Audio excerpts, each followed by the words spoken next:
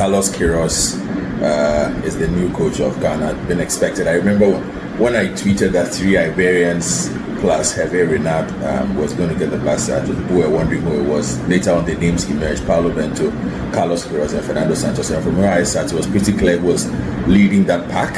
And now it is official: Carlos Queiroz, the quiet man of the lot. Paulo Bento, much younger, but people had not been fascinated by his reputation and his style. Carlos Queiroz, I think, fits the bill for the Ghana Football Association. Perhaps is thinking short-term stint.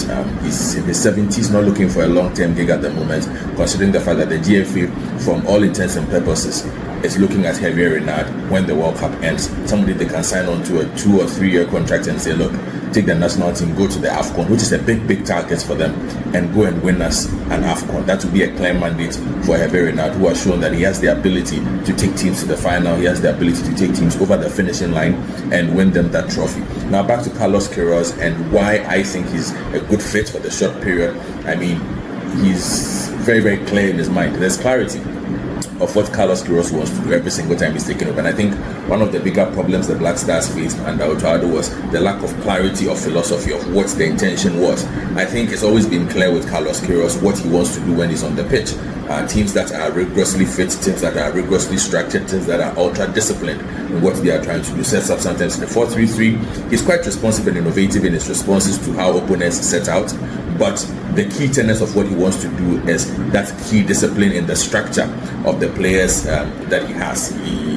I also think that it works best for now because we don't have the depth of world-class talents that we used to have. And Queiroz is somebody, if you look at what he's done with Iran, what he did with Egypt, although one would say they had Mohamed Salah, it was not a team littered with world-class talent. A couple of years ago, Ghana could have been that team. Now Ghana is not that type of team.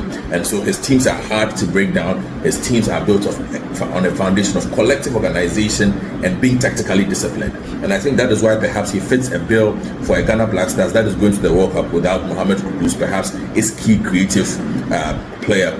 Or a lot of reliance is going to be on Antoine Semenyo. And Antoine Semenyo, for a coach like Carlos Queiroz, is going to be a dream because of his love of the transitions. And Antoine Semenyo is one of the best transition players in European football at the moment. So you look at it and sit back and say, look, if it's the short-term bill, if it's the organization bill, if it's the clarity of purpose and approach bill, not the most exciting, but I think he's somebody who could get a good job done. Ghana is not going to the World Cup to win it. I don't buy those stories. But I also think the Ghana Football Association is looking at going to the World Cup and not embarrassing themselves.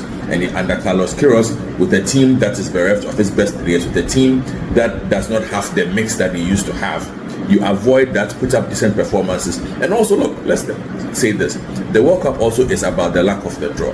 Things might just suddenly go your way and you realize that you're on the good side of the draw and you're on your path. With the increased numbers, all you need is a win and a draw to make some headway. I think that Ghana is capable under the right circumstances. And again, I think maybe Carlos Queiroz provides that angle. So yeah, not the most exciting, not what a lot of people are looking for, but I'm not too upset by it. Let's keep it going and see how it does.